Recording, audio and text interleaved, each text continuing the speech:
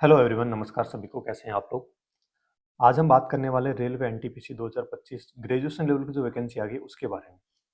बहुत सारे बच्चों का डाउट ये है फॉर्म भरने वालों पे कि सर कौन से जोन से कट ऑफ सबसे कम रहेगी, हमें कौन से जोन से फॉर्म भरना चाहिए।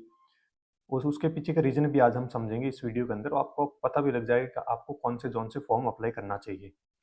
टोटल वैकेंसी 5810 है, लेकिन आरआरबी के अंदर अलग अलग जोन है, आपको किसी एक जोन से फॉर्म भरना है, इसीलिए इतने बड़े डाउट आ रहे हैं।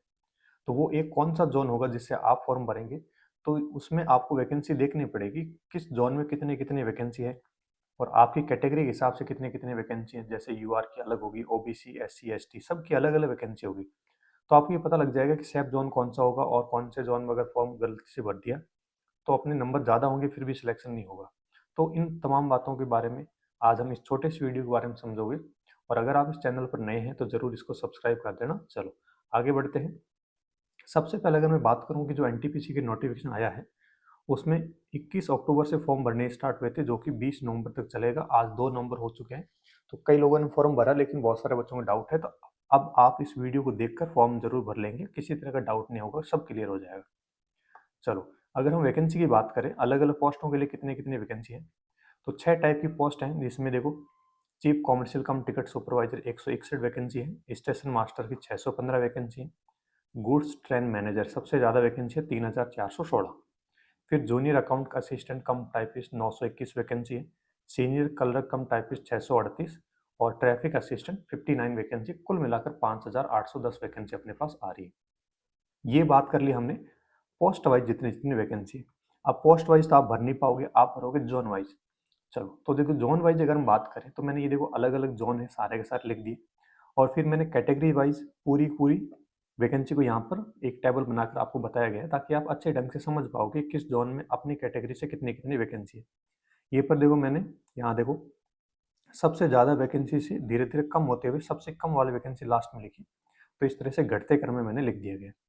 तो अगर आप देख रहे हैं सबसे ज़्यादा वैकेंसी, तो इस बार जो सबसे ज़्यादा वैकेंसी है वो बिलासपुर जोन के अंदर है।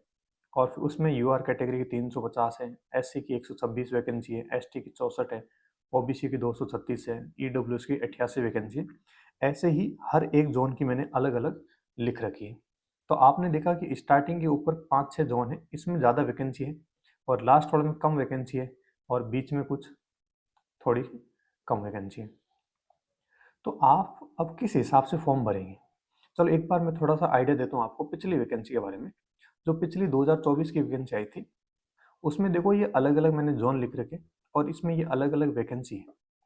इस बार जो मैंने यहाँ पर जो सीक्वेंस लिखी है वो लिखी मैंने लोवेस्ट कट ऑफ के हिसाब से, कि किस जोन के अंदर सबसे कम कट ऑफ गई थी, किस जोन के अंदर सबसे ज़्यादा कट ऑफ गई थी। ये लोवेस्ट कट ऑफ है, यानी आपको बताया अभी मैंने बताया था ये जो 6 कैटेगरी है पोस्टों की, तो इन 6 की अलग अलग कट ऑफ आएगी। तो मैंने सबसे ज़्यादा कट ऑफ गई और सबसे कम कट ऑफ गई उन दोनों लिस्ट को मैंने यहाँ पर लिखा है। यानी जो हाईएस्ट है, यानी मालदा की हम बात करें तो इसमें 198 पोस्ट थी और इसके अंदर जो हाईएस्ट कट ऑफ की थी किसी पोस्ट की वो 73.19 है। लेकिन जो इसमें लोवेस्ट कट ऑफ है वो 60.4 है, यानी 60.4 वाले का किसी न किसी एक पोस्ट पर क्वालिफाई हुआ था प्री के अंदर। ठीक है, तो उसमें अप्रोक्सीमेट यहाँ पर ये फॉर्म भरे हुए वो भी नंबर लिख रखे मैंने।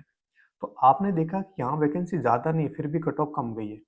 और कहीं पर देख लो आप लोग, जैसे यहाँ पर ये कोलकाता 1382 पोस्ट है, 1382 पोस्ट है, फिर भी इसकी कट ऑफ देखो मिनिमम 73 है, मैक्सिमम 78 है। यानी 78 वाले ने सभी कैटेगरी की पोस्ट को क्वालिफाई किया और 73 वाले ने किसी एक जो सबसे कम वाली। तो अगर आप हाईएस्ट भी देखेंगे ना तो भी वो इस तरीके से आपके सामने है। तो ये कहीं पर कोई ज़रूरी नहीं है कि जहाँ सबसे ज़्यादा वैकेंसी वहाँ कट ऑफ कम जाएगी या जहाँ सबसे कम है वहाँ सबसे ज़्यादा जाएगी, ऐसी बात भी नहीं। देखो जैसे यहाँ पर ये 40 वैकेंसी है फिर भी जो कट ऑफ है 69 है, लेकिन यहाँ पर इतनी बड़ी वैकेंसी है। और भी देख लो आप लोग, जैसे 827 वैकेंसी है फिर भी इसमें 71 है, इसके बजाय इसमें ज़्यादा कट ऑफ गई है।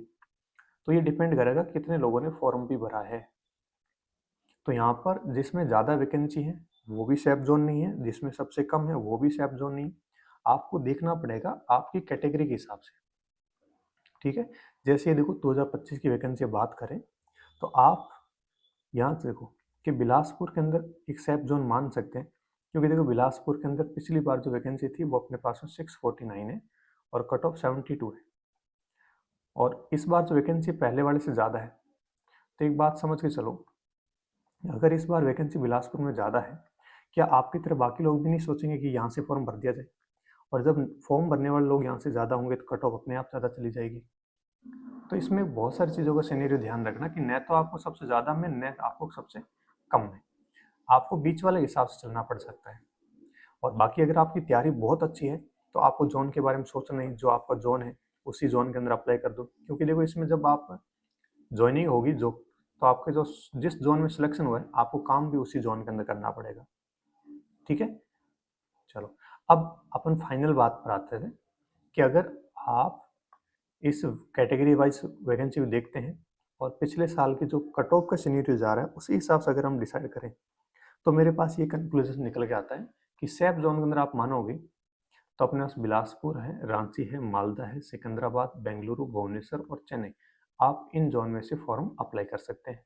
और अगर आपने बहुत अच्छे ढंग से पढ़ाई कर रखी है तो देखो इन जोन में अप्लाई कर सकते हैं कि आपको ये टेंशन नहीं है कि मेरा कहीं से भी भरूँ मेरा नंबर आ जाएगा। तो आप इन जोन में फॉर्म भर सकते हैं अगर आपके घर के नज़दीक है तो। बाकी अगर ये है, ये किस्मत वाले हैं, कम वैकेंसी है, कट ऑफ कम भी जा सकते हैं, कट ऑफ ज़्यादा भी जा सकते हैं, तो इसका कोई कह नहीं सकते। लेकिन ये अपने पास सेफ जोन के अंदर आते हैं तो इसको आप फॉर्म अप्लाई कर सकते हैं। तब आपको ज़्यादा वीडियो देखने की ज़रूरत नहीं, इसी में आपका काम हो जाएगा। ठीक है, तो ऐसे ही इंफॉर्मेटिव वीडियो देखने के लिए चैनल को जरूर सब्सक्राइब कर लेना, अपने दोस्तों के साथ में शेयर कर देना। Thank you.